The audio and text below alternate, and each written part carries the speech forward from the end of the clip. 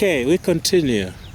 And the absence of love, which is the presence of sin, because we traced the problem of sin from heaven, the Garden of Eden in heaven, before Adam and Eve were inhabitants of that garden, when the devil was the covering cherub, when he was so full of wisdom and full of beauty and covered with precious stones and surrounded by gold.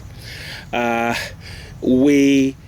have said, and I stand by that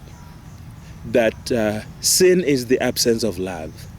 So that when the devil abused the love of God that had been showered upon him and embraced pride, using free will, choosing to be like God, he invited sin.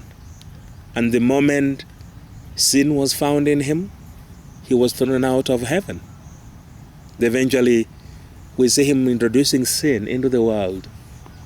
And as sin comes, love moves away. So love, being God himself, walks away and sin engulfs. And as we walk through communities helping people and experiencing diverse things, because every single day we go through very different things, and you can never tell what you will meet on any given day. And consequently, what we simply do is to allow the Spirit to lead us. Once we have prayed and we've asked God to direct us, we know that he will not lead us into temptation, into impossibilities. But we know that if he has told us to go this way, even if there seems to be no way, the way will come through. Just like the children of Israel go this way, and there is the Red Sea there, but the waters part and they go this way. You are entering the promised land. There is this river Jordan, the waters are stopped, they cross. So we simply obey what we are told, and we've never doubted. I have personally never doubted the fact that every day has its own measure, that there is a calendar of God designed for every particular day. And what we simply have to do as human beings is to allow ourselves to walk through that calendar of God and to just let God do it through us. Of course, upon realizing that we are only vessels of love, because what happens is that love has walked away. And when we choose to live for love, we are simply saying that we want to live for God. We want to represent that beauty, that wisdom that the Lucifer had before Folly was found in him. And as we confess that, and we tell God to come and be in our hearts, we are asking that we will be transformed into the cisterns, into fountains, into well springs of that love, so that we live in a world where there is a lot of conflicting things that are sinful. The corruption of the world is surrounding us.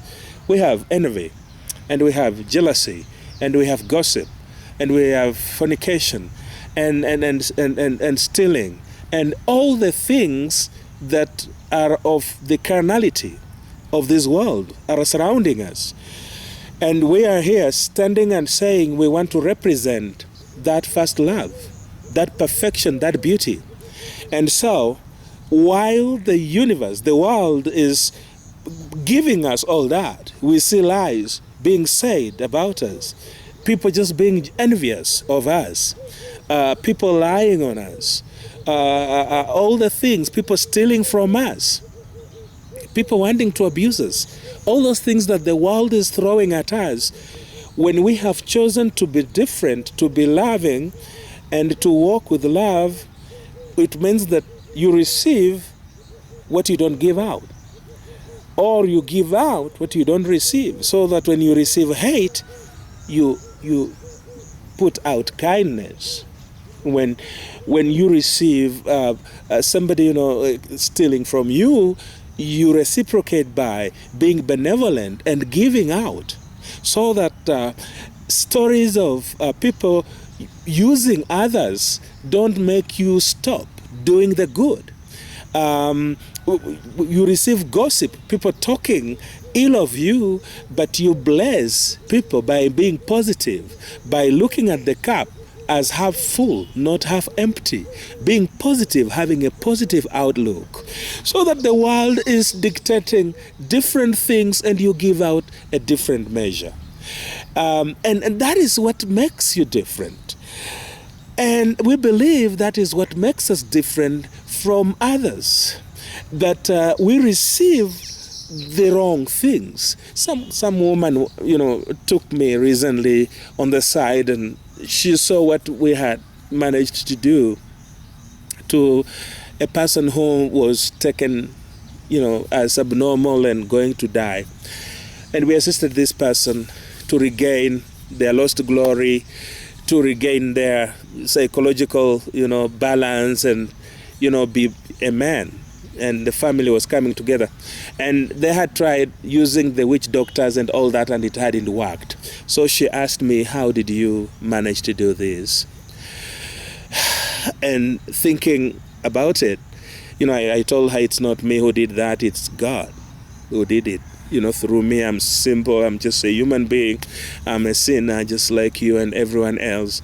Doesn't make me any better than anybody. There are so many things I also struggle with and all that. And she couldn't agree with me. She said, it seems you have some power. God has put you in a privileged position more than we are, because what we have tried to do and failed, you came and you did it with relative ease. And so it's all about us allowing our hearts to be filled up with that divine beauty and that divine wisdom.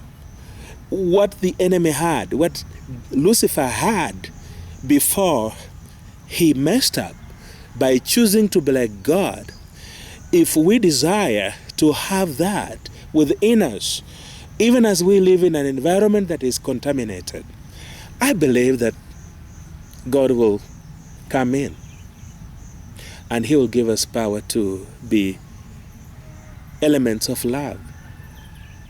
Not to mean we will stop sinning and, be this holier than thou and live in a special way or breathe different air, walk through different... No. We'll still live with the world and meet people. And we receive what everybody receives. We'll be tempted. We'll, be hungry and be angry and feel bad and be moody, and all these things will come to us. But remember, they will not alter what comes out of us. A lot of things will come, yes. We will be tempted like everybody else, but what comes out of us will be different from what we receive. That should make us different from the rest, from the world. What should make you different from the unbeliever, from somebody who is not pursuing love, is this: while they receive gossip and they gossip back, while somebody will be mad at them and they will be mad also in the equal measure, while corruption will be there and they will, choose to do the opposite of that, the other thing, the other side of that, we will receive all that, but we will still remain steadfast in producing what is good, being positive and living with that productivity that the world needs, so that we always are able to stand in the gap. Where there is trouble, we are there, offering solutions. Where there is hunger, we are there, offering food. Where there is nakedness, we are there, offering clothes. Where people are sick, we are there, offering treatment. Where they are incarcerated, we are there, visiting them. Of course, not breaking the prisoners free, because it's not in our power to do that, but standing there and encouraging them, telling them there is life even in this situation. And I believe that is what we are meant for. And when we do that, then I believe we are fulfilling God's purpose for our lives. And I believe we have joy in our hearts. Then we don't have to travel and go to Hawaii or go to Mombasa or to South Africa to feel good in our hearts. We are full of joy when we see our lives bearing fruit and touching those who need a touch of love. I believe that is what we are supposed to do.